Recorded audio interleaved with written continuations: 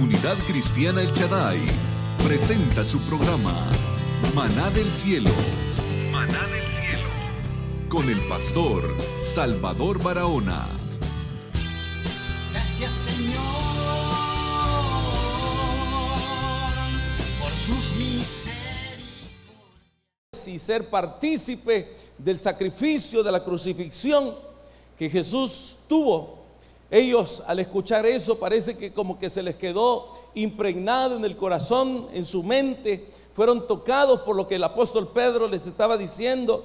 Y Pedro está relatándoles la historia y le dice: ese Cristo que ustedes crucificaron, Dios le ha hecho Señor y Mesías. Así que a ellos, en otras palabras, quiere decir, hermano, se les partió el corazón al ver en su imaginación, en su mente, verá, retraer a la memoria ese sacrificio de Jesús al ser muerto en la cruz, al ser crucificado, ese sufrimiento que vivió, verdad, antes de ser muerto, llevar una corona de espinas, de llevar 40 azotes en su espalda, de ser escupido, de ser apaleado, de ser humillado. Y ellos no tuvieron menos que compungirse de corazón, sentir tristeza por lo que estaba viviendo, por lo que Jesús había vivido, hermano. Fueron conmovidos y reaccionaron y preguntaron: ¿qué debemos hacer?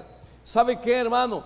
El primer paso para la conversión es tener una revelación del sacrificio de lo que Jesús hizo por cada uno de nosotros.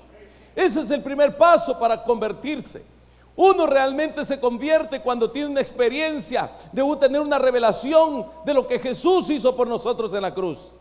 Y cuando uno entiende eso, entonces no le queda más a uno, hermano, que partírsele el corazón y sentir tristeza por lo que el Señor hizo por nosotros. Óigame, por favor, ese es el primer punto, hermano. Algunas veces quizás como que uno se vuelve a la iglesia y se hace parte de la iglesia, pero muchas veces quizás no hemos tenido una revelación de lo que Cristo hizo por nosotros. No siempre hemos tenido como que tener ese punto en el cual estamos, tenemos claridad de lo que el Señor hizo por nosotros. Por esa razón, hermanos, yo creo de que no hay conversión sin revelación, sin tener revelación de lo que el Señor hizo por nosotros en la cruz. Así que en ese sentido, yo creo que es importante que cada uno de nosotros valoremos eso. El hecho de que realmente sí hemos tenido nosotros esa experiencia, hermano. Fíjese que se dice de una vez de un misionero que fue a predicar a una aldea india y les había contado él la historia de Jesús, de lo que Jesús había muerto, cómo había muerto por ellos en la cruz. Y fíjese que posteriormente este misionero le llevó y le reunió a todos los partes de esa tribu y les pasó unos filminas de las imágenes de la vida de Cristo. Y en una de ellas, en esa imagen de la vida de Cristo, aparecía cuando Cristo estaba siendo crucificado en la cruz. Y de repente uno de los indios de la tribu se puso en pie y se fue hasta adelante, hermano, y le dijo, viendo la imagen: Jesús, tú no tienes que estar ahí, bájate de esa cruz. Quien tiene que estar en esa cruz soy yo, porque tú moriste por mis pecados.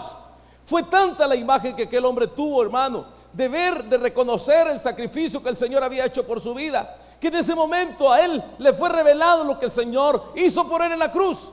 ¿Saben una cosa, hermano? Muchas veces nosotros hemos aceptado este cristianismo, pero no hemos tenido revelación de la cruz. Muchas veces estamos aquí, pero realmente no estamos conscientes plenamente del sacrificio que Cristo hizo por nosotros en la cruz del Calvario. Nosotros teníamos que haber muerto para alcanzar la salvación, pero otro murió por nosotros. Nosotros teníamos que haber sido humillados en esa cruz, pero otro fue humillado por nosotros en la cruz. Nosotros teníamos que haber muerto, pero otro fue muerto por nosotros en la cruz. Y cuando uno tiene claridad de eso, es decir, Pedro tuvo que llevar a la gente a la cruz, a descubrir la cruz, para que ellos pudieran valorar realmente el sacrificio. Repito, hermanos, muchas veces uno está dentro de la iglesia, pero no ha tenido una revelación de la cruz. Uno está en la iglesia por conveniencia, por alguna necesidad, por algún problema, porque te conviene estar en la iglesia, pero realmente no has conocido a Cristo. Quizás a lo mejor estás porque ahí está tu pariente, o porque está tu esposa, y si no está tu esposo, si no estás con tu esposo, entonces vas a perder tu hogar. Pero eso no es un motivo posiblemente equivocado. O quizás estás en la iglesia porque ahí está tu mejor amigo o tu mejor amiga, pero ese es un motivo equivocado. A lo mejor puedo estar en la iglesia, ¿por qué? Porque quiero escapar de la situación y quiero meterme aquí, estoy más seguro acá. Pero ¿sabes una cosa? Lo importante es que estés aquí, porque de verdad has tenido un encuentro y una revelación de lo que Cristo hizo por ti en la cruz del Calvario. ¿Sabe qué? Necesita compungirse nuestro corazón también. Necesita sentir tristeza en nuestro corazón también. Y por eso repito, hermano, el primer punto para la conversión es tener una revelación de la cruz y el Cristo de la cruz. Y cuando eso sucede, entonces va a pasar lo que sigue a continuación. Así que Pedro le relata en el versículo 36, ¿verdad? Y le dice a los judíos estas palabras, hermano. Y les menciona el apóstol Pedro: sepa todo Israel con toda seguridad que a este mismo Jesús, a quien ustedes crucificaron, Dios le ha hecho Señor y Mesías. Hermanos, ¿quién crucificó a Jesús? ¿Sabe quién crucificó a Jesús? ¿Quién crucificó a Jesús? Usted crucificó a Jesús. Yo crucifiqué a Jesús. Por mí murió Él. Por mí se entregó. Y cuando nosotros entonces reconocemos esto, óigame, no nos queda nada más que agachar la cabeza y obedecer a aquel que se entregó por nosotros en la cruz. Así que cuando oyeron esto, repito, se les partió el corazón. Y el versículo 38 dice que los movió a una acción a ellos. ¿Y qué dice, hermano? El versículo 38: ¿qué haremos?, dijeron ellos. Y Pedro les contestó: vuélvanse a Dios, arrepiéntanse, les dijo Pedro, vuélvanse a Dios y bautícense cada uno en el nombre de Jesucristo, para que Dios les perdone sus pecados, y así Él les dará el Espíritu Santo. Y ese arrepentimiento, hermano, quiere decir al principio un cambio de mentalidad. Y cuando Dios hace algo en nuestra vida, pues nuestra mente cambia. Y uno cambia en su mentalidad, en su manera de pensar, y cambia de actitud cuando uno ha tenido una conversión. ¿Me estoy dando a entender, hermanos? Están aquí todos conmigo. Cuando uno realmente se arrepiente, cambia por completo tu manera de pensar. Y tu manera de pensar te lleva a tener cambios también, acciones en tu vida. Usted no puede decir que se ha convertido y cambió su manera de pensar, pero sigue con sus viejos hábitos y sus viejas costumbres. Porque entonces solamente hay un cambio de mentalidad, pero la mentalidad conlleva también una acción. Posiblemente hayan personas que están dentro de la iglesia y quieren cambiar su estilo de vida y muestran ciertas acciones, pero todavía no han tenido un cambio en su mentalidad. Entonces, hermano, alguien podrá decir: yo ya tengo un cambio de mentalidad, yo cambié de actitud, pero tus acciones siguen siendo las mismas. Otros podrán decir: mire, mis acciones son diferentes, porque a lo mejor quieren mantener cierta apariencia delante de los demás, y una apariencia de conversión, ¿verdad? Como suele suceder, que muchas veces los seres humanos, enfrente de una persona que representa autoridad o representa a Dios, uno se comporta de una manera, pero cuando esa persona no está, se comporta de otra manera. ¿Por qué razón? ¿Por qué entonces, hermano? Porque solamente está buscando como una conveniencia el aparentar una cosa buena delante de los demás. Pero la conversión lleva consigo, hermano, un cambio de mentalidad y un cambio de acciones. De tal manera que las personas que se han convertido al Señor no solamente han cambiado su manera de pensar, pero también su manera de actuar. Su acción es diferente. ¿Estamos aquí, hermanos? Así que uno tiene que pensar en eso. Uno tiene que pensar en eso. Algunas veces uno ve dentro de la iglesia, ¿verdad?, muchas personas, pero realmente, ¿cuántos realmente hemos tenido esa experiencia con el Señor en nuestras vidas. Versículos 38 y 39, hermanos, 38 y 39, Pedro les contestó: vuélvanse a Dios y bautícese cada uno en el nombre de Jesucristo, para que Dios les perdone sus pecados, y así les dará el Espíritu Santo. Porque esta promesa es para ustedes y para sus hijos, y también para todos los que están lejos, es decir, para todos aquellos a quienes el Señor, nuestro Dios, ha llamado. Pues precisamente después de la conversión, el Espíritu de Dios, recibimos el regalo de Dios que se llama Espíritu Santo. Por ese Espíritu Santo es que reconocemos a Jesús como Señor de nuestras vidas. No podemos reconocer a Jesús como Señor y amo de nuestras vidas si el Espíritu Santo no mora en nosotros. Ahora, el versículo 40, lea conmigo, hermano. Y con estas otras palabras Pedro les habló y les aconsejó diciendo: apártense de esta gente perversa, dice el versículo 40, ¿verdad? Apártense de esta gente perversa, porque Pedro les insistía a que se salvaran del castigo que les espera a los malvados, a los que no conocen a Dios. Y ese es el llamado de Dios. Y Dios dice, hermano, apártense, apártense, apártense de esta generación perversa. ¿Sabe? Le voy a decir una cosa, hermano. Ayer hablando con dos hermanos aquí, nos damos cuenta de que cada vez, hermano, este mundo está siendo más sutil y está presionando más a la iglesia a fin de que cedamos a nuestros principios y a nuestras convicciones. El diablo es bien astuto, hermano. El diablo no te aparta de la noche a la mañana de esto. El diablo te aparta sistemáticamente hasta que te olvidas por completo de tus compromisos con el reino. De tal manera, hermano, que para usted faltar un día a la reunión de la iglesia no es pecado. Adquirir un trabajo en el cual ya no pueda congregarse no es pecado. Pero sin embargo, usted debe de estar consciente que de esa manera usted también se va alejando, hermano, de la comunión, de los preceptos, de los mandamientos, de lo establecido por Dios para la vida de todo creyente. Y que de esa manera nos va seduciendo y nos va haciendo retroceder el enemigo, hermano. De tal manera que nos está presionando. Y mire, y uno dice: ya no puedo, hermano, no puedo congregarme, no puedo asistir a la reunión, salgo tarde, tengo compromisos, tengo responsabilidades. Y de esa manera usted, de una manera muy sutil, se va alejando. Hermano, ¿no se ha dado cuenta que antes servía y hoy ya no sirve? ¿No se ha dado cuenta que alguien antes tenía más devoción y piedad para Dios y que hoy ya no la tiene?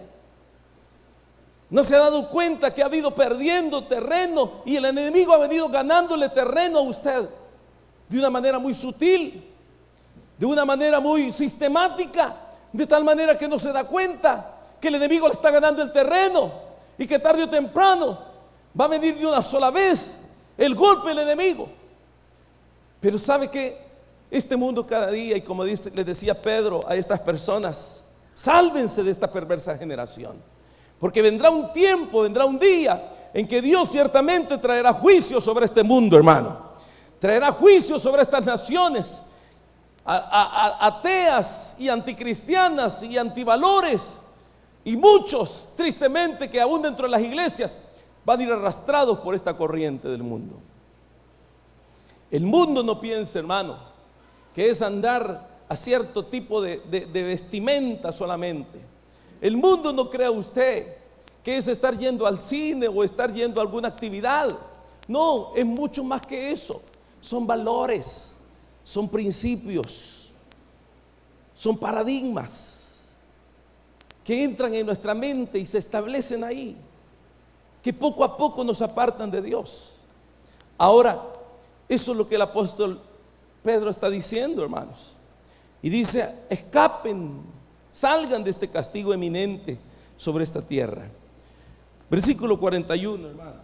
Y dice: así pues, los que hicieron caso de su mensaje, oiga bien, así pues, los que hicieron caso de su mensaje fueron bautizados, y aquel día se agregaron a los creyentes unas 3,000 personas, y eran fieles en conservar la enseñanza de los apóstoles, en compartir lo que tenían, en reunirse para partir el pan y en la oración.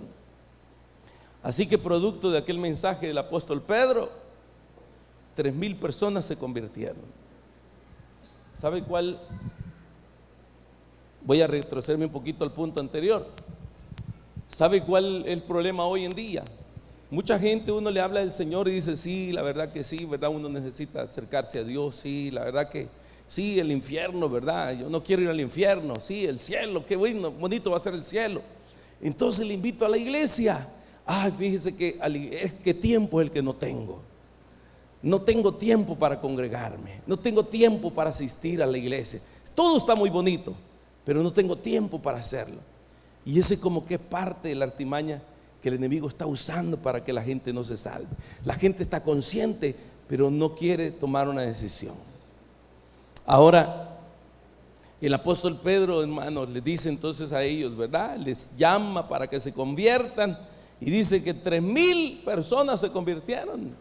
Escucharon el mensaje, atendieron el mensaje y se convirtieron. Óigame bien, se convirtieron, tomaron su decisión por Jesús. 3,000 personas vinieron y reconocieron el señorío de Cristo. Reconocieron que necesitaban un Salvador. Reconocieron que necesitaban volverse a Dios. Pero allí mismo, en ese mismo versículo, hermano, en el versículo 42, viene cuáles son esos resultados de esa decisión, de esa conversión. Lea conmigo, por favor. Así pues, dice, se bautizaron aquel día y se agregaron a los creyentes unas 3,000 personas. Y eran fieles en conservar la enseñanza de los apóstoles, en compartir lo que tenían, en reunirse para partir el pan y en la oración. Número 1, perseveraban en la doctrina de los apóstoles. Amén. Se mantenían firmes en enseñanza de los apóstoles. Y esto de mantenerse firmes en enseñanza de los apóstoles, hermano, hay un verbo activo aquí, ¿verdad? Perseveraban. En griego es un verbo activo. Perseveraban, se mantenían firmes. ¿Sabe qué quiere decir eso? Dedicaban tiempo y prestaban atención a la enseñanza de los apóstoles. ¿Qué hacían ellos? Dedicaban tiempo para escuchar la enseñanza de los apóstoles. Y prestaban mucha atención a lo que les querían compartir los discípulos. Aquí se convirtieron 3,000, pero usted se da cuenta del versículo 40 o el 41 al 42, ya hay un buen tiempo, ¿verdad, hermanos? No que se convirtieron y ya hoy empezaron la enseñanza, sino que nos habla de un proceso. ¿Cuánto tiempo tardaron ellos? Pero dice la Biblia que perseveraban en la doctrina de los apóstoles. Ponían atención, tenían el tiempo para venir y sentarse en la iglesia y escuchar la enseñanza de los apóstoles. Es decir, que tomaban ese tiempo para hacerlo. Hermanos, cuando una persona realmente se ha convertido al cristianismo, hermanos, realmente va a disponer su corazón para ser enseñado y para ser instruido en la palabra. Usted no puede decir que tomó su decisión por Cristo y quedarse de brazos cruzados. Esa no es una señal de conversión. La conversión genuina es aquella que conlleva, hermano, una posterior actividad a mi decisión. Si yo tomé mi decisión por Cristo, entonces voy a perseverar en la enseñanza de los apóstoles. Voy a mantenerme firme en esa enseñanza y voy a disponer el tiempo para hacerlo. Una de las cosas que menos se carece, menos se tiene hoy en día es tiempo para aprender.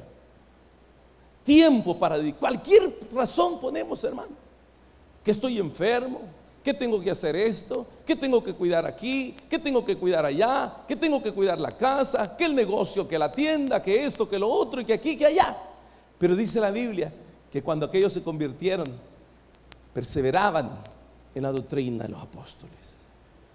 Prestaban atención y dedicación a eso. Oiga, hermano, eso realmente es una muestra de la conversión que uno tiene con el Señor, que uno puede dedicar el tiempo. Óigame bien, por favor, y con todo respeto y con mucho amor le digo, Dios no es solamente Dios de día domingo, hermano. No solo el domingo, no solo el domingo. A lo mejor quizás hay personas que no pueden venir porque a lo mejor están muy enfermas de salud, y Dios sabe perfectamente la condición de esas personas. Amén. Pero muchas de las personas que tenemos nuestros bracitos bien y nuestros piecitos bien, tendríamos que hacer el sacrificio, hermano, de hacerlo. Pero ¿por qué no lo hacemos? ¿Será que ya nos convertimos? ¿Será que ya tuvimos una revelación con el Cristo crucificado? ¿Será que realmente tuvimos una experiencia con Dios? ¿O fue una experiencia emocional? Una experiencia producto de una necesidad que me hizo pasar al frente y tomar mi decisión por Cristo. ¿Será que realmente me movió eso? ¿O porque estaba pasando por un tiempo de angustia, en la cárcel, o en enfermedad, o en economía, en problema familiar, y eso me movió a hacerlo? Fíjese que yo recuerdo que en una oportunidad, en 2 oportunidades, hermanos, nos llamaron a nosotros, ¿verdad?, con mi esposa, porque la casa, una casa donde vivían unas personas, dice que de repente estaban ellos y les encendían la televisión a medianoche, y ellos se asustaban por eso, ¿verdad? Y dicen, no sabemos qué hacer, y algunas veces hasta lo desconectaban y le volvían a encender la televisión. Hermano, era para que se le pusieran los pelos de punta, ¿verdad? Y entonces, ahí fuimos con mi familia y estuvimos orando. Oremos, hermanos. Si hay algún mal espíritu de aquí, tiene que salir en el nombre de Jesús. Y oramos, y salió el mal espíritu, hermano. Y después los hermanos dijeron, vamos a congregarnos, hermano, porque tenían una necesidad. Y congregaron y se estuvieron un tiempo en la iglesia. Pero cuando pasó el problema que estaban enfrentando, se alejaron de la iglesia también, porque su decisión fue circunstancial. No hubo realmente en su corazón una conversión. ¿Me entiende, hermano? Entonces uno tiene que venir acá a la iglesia porque está plenamente convencido de que Jesús murió por mí en la cruz del Calvario y que realmente tuve una experiencia con Él. Hoy en día, hermano, mucha gente, mire, tantas locuras, discúlpeme la palabra, estupideces, ¿verdad?, en la mente de las personas, de muchos creyentes. Hablando con un hermano, un pastor me decía que tales personas estuvieron visitando su iglesia y ellos le decían, mira, hermano, nosotros ya tenemos como 25 años de ser cristianos. Decime, ¿qué gano yo en ir a sentarme a una silla e ir a escuchar a un pastor? Si todo lo que él dice ya me lo sé. Así que yo no me congrego ya por eso. Ya soy salvo, ya recibí a Cristo, ya mi nombre está escrito en el libro de la vida.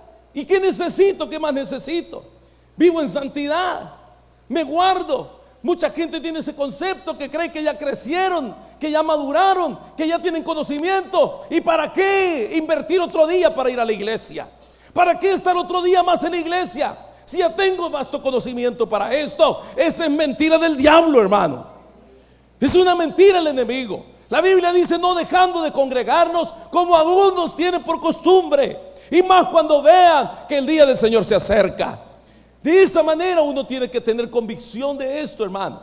Pero el diablo es bien astuto, que engaña, si es posible, a la mente de los mismos creyentes. Entonces, hermano, Pedro le decía a los hermanos, o la iglesia perseverará en la doctrina de los apóstoles. ¿Sabe qué? La iglesia siempre debe de ir adelante, hermanos. Amén. No debemos de ser negligentes ni perezosos. Amén, hermano. No debemos de ser negligentes ni perezosos. ¿O quiere usted que no es más cómodo, hermano, quedarse después de un día de trabajo el día jueves en la casita? Las hermanas a preparar la cenita, a freír los frijolitos, tener huevitos estrellados, quesito seco, ¿verdad? Y las tortillitas tostadas.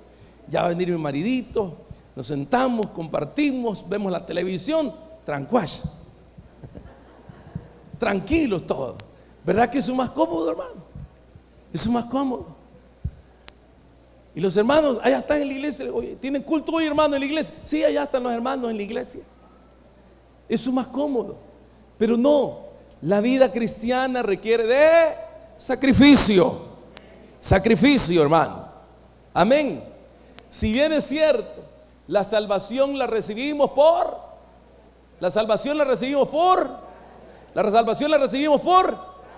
gracia. ¿Qué significa gracia? Que usted fue salvo sin pagar absolutamente nada, porque otro murió por usted en la cruz y por mí. Pero óigame bien, pero la madurez y el crecimiento y el conocimiento requiere de esfuerzo y de sacrificio. ¿No cree usted? Ni siquiera el apóstol Pablo, que tuvo aquella revelación con el Señor, ¿verdad? Camino a Damasco, o el Pablo de Tarso, ni siquiera él, después de que ascendió al cielo, fue donde los apóstoles para ser instruidos por ellos. Nosotros necesitamos ser capacitados, hermano. Así que debemos de evitar todo aquello que nos estorba, hermano. Dice la Biblia que estos tenían comunión, hermano. Amén. Vivían como una gran familia ellos, los discípulos. Estas son las señales de la conversión, hermano. Cuando uno se convierte, quiere estar con sus hermanos, ¿o no, hermano? ¿Sí o no?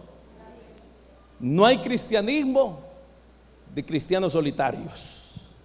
El cristianismo es comunión. Y cuando uno viene a su hermano con su idiosincrasia y con las idiosincrasias también, y uno mira a su hermano, a su hermana, y usted tiene ese tiempo de compañerismo y comunión con su hermano, eso le da crecimiento. Nos da crecimiento, nos da comunión, hermanos. Estaban unidos, dice la Biblia, en espíritu y en propósito, hermano. Amén. ¿Y qué más dice la Biblia? Vamos a ver, por favor, siempre el versículo 42, hermano. La enseñanza de los apóstoles en compartir lo que tenían, en reunirse para partir el pan. Puede ser una alusión a que tenían la celebración de la Santa Cena quizás todos los días, hermano, ¿verdad? Se reunían en las casas y partían el pan y recordaban la muerte del Señor. Todas las veces que comieres este pan y bebieres esta copa, la muerte del Señor anunciáis hasta que Él venga. Eso es lo que recordaban ellos. Ahora, ¿qué más hace una persona convertida? ¿Qué más hacía la iglesia? ¿Qué hacían aquellos 3,000 que se convirtieron? Oraban juntos. Tenemos el versículo aquí, parece, ¿verdad? En el partimiento del pan y en las, dígale a su hermano a la par suya, hermano, lunes tenemos oración, dígale, ¿verdad? Lunes oramos, dígale, ¿verdad? Ya le dijo, hermano. ¿Qué hacemos los lunes? Vacación, no, oración es la cosa. Lunes tenemos oración, hermano. Pero qué triste, ¿verdad, hermanos? Yo digo, hasta para orar hay que usar artimañas, hermano. Hay que usar mecanismos para que nos... ¿Sabe por qué usamos mecanismos? Yo digo por 3 razones. O digo, primero, el que no viene a orar es que no ha nacido de nuevo todavía. El que no viene a orar posiblemente no tenga un compromiso con Dios. El que no viene a orar, algunos pues definitivamente no pueden venir, ¿verdad? Porque viven en zonas difíciles o salen muy tarde de su trabajo. Pero ¿sabe qué? La Biblia, y mejor dicho, hermano, la forma de la conversión nos lleva a la oración. ¿Cuántos estamos aquí todavía, hermanos? La conversión nos lleva a la oración. ¿Sabe usted que hay cristianos que no oran, hermano? Hay cristianos que no oran. Algunos hasta para comer se les olvida orar. Imagínense. Ya oraste, le dice la mamá. Ah, todavía con el bocado en la boca. Señor, tú eres gracias por otro. Imagínense. Y si lo hacen así, ¿cómo será su tiempo de oración en privado, hermano? No existe. No existe. Pero el alma que se ha convertido necesita orar. Amén. Para los católicos es más fácil, ¿verdad? Porque solo se persignan y ya van bendecidos, ¿verdad? O le dice yo me recuerdo las abuelitas de antes, ¿verdad? No salían los hijos sin que le diera la bendición. Se ponían así y le decían a la abuelita, Dios te bendiga. Amén. Pero ¿sabe qué? Los creyentes necesitamos orar. Dígale a su hermano, necesito orar, hermano, dígale. No sea perezoso, dígale. Ore, hermano, dígale. Ore, hermano. Ore. Levánteme la mano, ¿cuánto les falta orar? Amén. Nos falta orar, ¿verdad, hermanos? Amén. Es necesario. Cuando uno se ha convertido, ora. Tiene comunión con el Padre, ora. Buscan el rostro de Dios. ¿Sabe qué pasa cuando no oramos? Nos sentimos autosuficientes. Aunque usted no lo diga, me siento autosuficiente. No necesito de Dios. No necesito que Dios me ayude. Y aunque usted no lo diga con sus palabras, lo dice su actitud. No necesito orar. Así que la iglesia oraban juntos, dice, ¿verdad?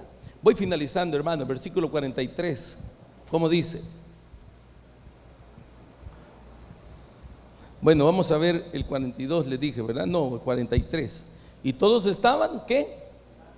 Asombrados. Y todos estaban asombrados a causa de los muchos milagros y señales que Dios hacía por medio de los apóstoles. ¿Sabe qué quiere decir? Estaban asombrados. ¿Cómo dice ahí esa versión?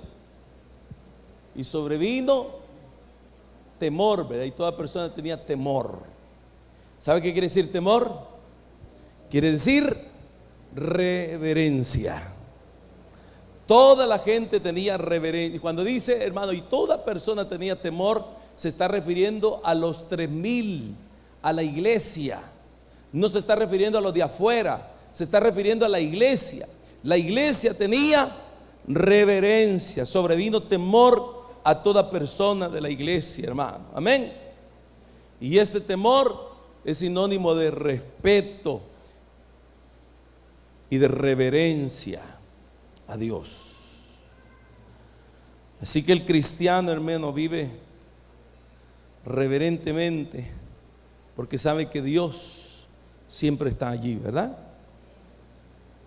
Y algunas veces nos falta, y la reverencia tiene que ser relacionada con la santidad, hermano. Amén. La iglesia de hoy, a los creyentes de hoy en día, hermano, nos falta temor. Nos falta temor de Dios. Levante mano, ¿cuántos creen que nos falta temor de Dios? Amén. Algunas veces se ven cosas en la televisión que no debemos de ver. Y cuando la vemos, nos falta temor.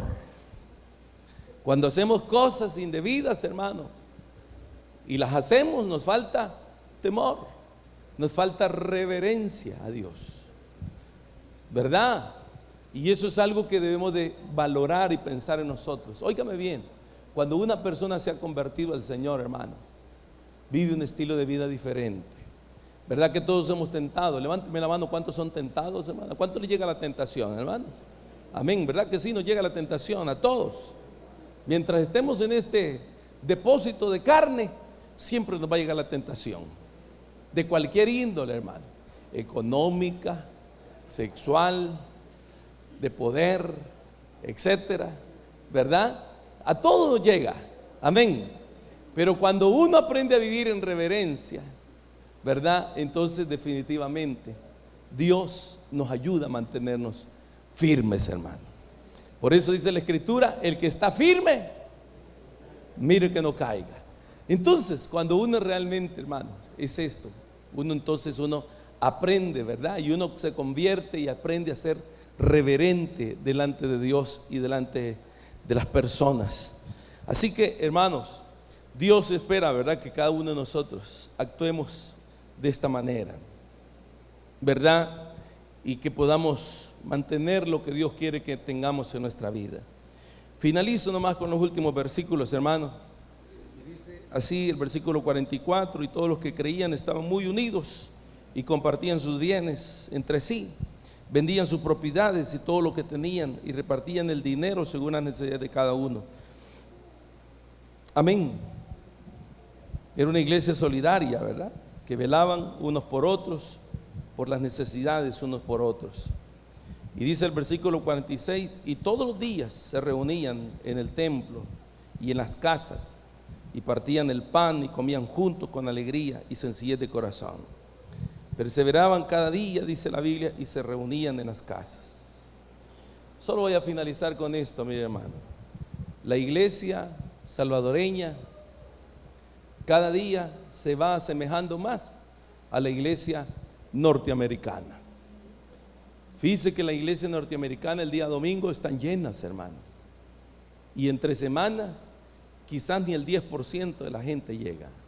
Si son 100, a lo mejor llegan 10. Si son 1000, a lo mejor llegan 100.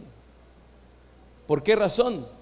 Porque se está perdiendo todo eso. Mire, hace poco me decía un pastor que una iglesia muy grande aquí en El Salvador, hasta el pastor dice, hermanos, ¿qué está pasando con la iglesia? Ya estamos hasta dejando de asistir a nuestra congregación. Porque repito, hermano, el mundo cada día nos va seduciendo más y más y más. Más y más y más. Las iglesias domingo, hermano, esta es la tendencia. Mire, hoy muchas iglesias solo se reúnen domingo y miércoles. Esos son los 2 días que se reúnen, miércoles y domingo. Y sabe, realmente, hermano, estamos cayendo en esa situación. Y uno no se da cuenta de que poco a poco se va perdiendo eso. Fíjese que aquí hay mucha gente de ustedes, hermano, y le voy a decir a ustedes porque ustedes son mi familia, ¿verdad? Muchos de ustedes pueden venir el día jueves al culto y no vienen. ¿Por qué no vienen? ¿Por qué no venimos? Se lo estoy diciendo como papá, ¿verdad? Ustedes, esta mañana. ¿Por qué no venimos? ¿Por qué no venimos? Porque hemos perdido nuestro primer amor por Dios. Ya Dios ya no es nuestra prioridad. Ya Él no es mi amor. Porque cuando una persona está enamorada de otro, quiere pasar juntos siempre, ¿verdad, hermanos? ¿O no? El novio acaba de dejar a la novia y al llegar a su casa le habla por teléfono. Ya llegué, le dice, ¿verdad? Porque quiere estar juntos siempre con él. Pero nosotros hemos perdido nuestro primer amor. Usted está pensando de que solamente el día domingo es suficiente. Usted es un autosuficiente entonces. Pero ¿sabe qué, hermanos? Realmente la iglesia del primer siglo, los hermanitos que se convirtieron aquí, ¿cuántos se convirtieron, hermanos? ¿Cuántos se convirtieron? 3,000. ¿Y qué hicieron estos 3,000? Llegaban al templo, estaban en las reuniones, estaban orando. Hermanos, mire, hoy últimamente, y permítame por favor, ¿verdad?, tomarme la libertad de exhortarle a usted esta noche. Pero fíjese que el día jueves, aquí, hermano, este jueves no fue la excepción. Si habíamos 100 hermanos, era mucho, hermano. Y yo digo, Señor, ¿qué estará pasando? ¿Será que ya fue el rapto y solo 100 nos quedamos? ¿Verdad? Ya vino el Señor y solo los necios nos quedamos aquí, ¿verdad? Los pecadores. Porque realmente, hermano, estamos cayendo en una situación y usted puede hacerlo, pero no quiere hacerlo. Pero cuando uno realmente se ha convertido con el Señor, hermano, uno no quiere dejar la presencia de Dios en su vida. Como decía el salmista, ¿verdad? Una cosa he demandado a Jehová y esta buscaré, que esté yo en la casa de Jehová todos los días de mi vida para contemplar la hermosura del Señor. Porque mejor es un día en la casa de Jehová que 1000 fuera de ellos. Así que, hermanos, realmente necesitamos volvernos a Dios. Óigame, por favor. Quiero que se pongan en pie los que necesitan volverse a Dios, hermano. Los que necesitan arrepentirse. Los que quieran tener hoy una revelación de la cruz. Aquí. Amén. Los que realmente creemos que necesitamos tener una revelación de la cruz.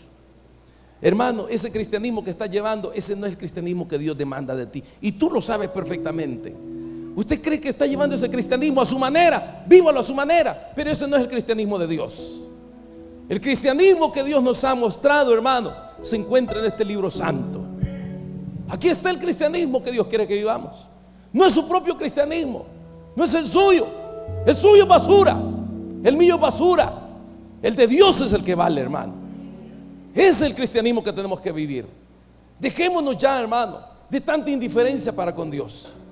Dejémonos ya de dejar toda esa indiferencia y volvámonos a Dios como verdaderos hijos suyos, como lo que somos en el Señor. No somos bastardos, somos hijos de Dios. Si es que de verdad has conocido a Cristo Jesús, si es que de verdad has tenido una revelación de la cruz, si es que de verdad has visto a Cristo y te has identificado con Él cuando murió por ti en la cruz. Eso es. Pónganse en pie los que necesitan volverse a Dios, por favor. Pónganse en pie los que necesitan volverse a Dios. Los que están viviendo o los que les falta vivir ese cristianismo, hermano. No tenga pena si usted no se pone en pie. Dios conoce tu corazón, hermano. Pero si tú no le das prioridad a las cosas de Dios, tú deberías de ponerte en pie. Si tú, sabiendo que puedes venir el jueves a la iglesia, no vienes, deberías de ponerte en pie y pedirle perdón a Dios y decirle: perdón, Señor, porque yo puedo estar ahí y no estoy. Perdóname, Dios, porque yo podría estar el lunes en la oración y no estoy. Perdóname, Dios. Perdóname, Señor. Perdóname, Dios, si yo no anhelo la comunión con mis hermanos, sino que soy indiferente. Vuélvete a Dios, hermano. Si oyeres hoy mi voz, dice el Señor, no endurezcas tu corazón. No endurezcas tu corazón. Si no prestas oído, hermano, a las palabras de Dios, si te es indiferente, hermano, la prédica, la enseñanza, si cuando te invitan a un estudio el día sábado a las casas no vas, deberías de ponerte en pie y decirle: Señor, perdóname, porque yo pudiendo ir no voy.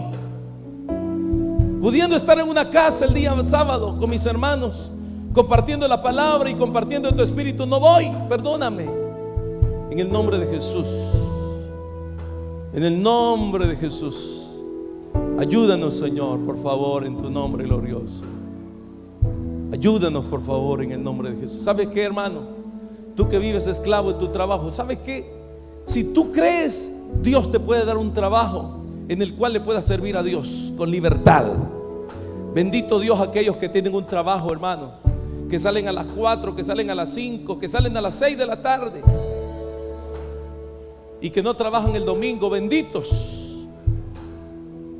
Pero hay de aquellos que teniendo ese trabajo, no se congregan ni sirven a Dios. Pero Dios en esta mañana, si tú vives esclavo de ese trabajo, hermano, que no te permite congregarte, en el nombre de Jesús yo pido, Padre, por mis hermanos, y yo te pido que tú les des un trabajo en el cual ellos puedan servirte y congregarse en el nombre de Jesús. Que no sea el trabajo una atadura, Padre, en el nombre de Jesús. Que no nos robe este mundo los días domingos para estar en tu casa. Que no nos robe este mundo, Señor, esas últimas 2 horas del día laboral para estar en tu casa. Que no nos robe este mundo, Señor, en el nombre de Jesús. Que no nos quite este privilegio, este sistema mundano, Señor, que nos va seduciendo y nos va apartando sutilmente de nuestro primer amor. Señor, en el nombre de Jesús, ayúdanos. Y que a todos aquellos que tengan el deseo y la pasión de hacerlo, Dios, prospérales, por favor. Bendíceles, por favor. Remueva obstáculos en el nombre de Jesús en esta mañana. Y declaro que tú les prosperas a mis hermanos en el nombre de Jesús. Oh Dios bueno, Dios de misericordia, ayúdanos, ayúdanos, Padre, por favor, ayúdanos. Los hermanos que están en pie, ¿quieren levantar tus manos, hermano, delante del Señor y decir: Padre, ayúdame, por favor? Ayúdame, por favor, dígale. Ayúdame, por favor, yo quiero serte fiel. El Chaday, Comunidad Cristiana, presentó Maná del Cielo. Maná del Cielo. Un manjar de Dios a tu vida. Visítanos en Cuarta Calle Poniente, entre 10ª Avenida y José Matías Delgado Norte, número 42, Santa Ana. El Chaday, Comunidad Cristiana. Una iglesia de poder, proclamación y comunión en el Espíritu Santo.